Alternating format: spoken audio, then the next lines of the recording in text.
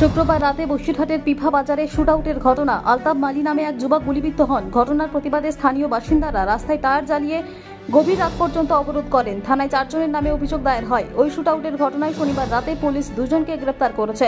ধৃতদের একজনের নাম জিয়ারুল গাজী, অপর আরেকজনের নাম তয়েব আলী মণ্ডল। এদের দুজনকেই 4 দিনের পুলিশি হেফাজত চেয়ে বসিরহাট মহকুমা আদালতে তোলা হয়। মূল অভিযুক্ত আইয়ুব গাজী এখনো অধরা।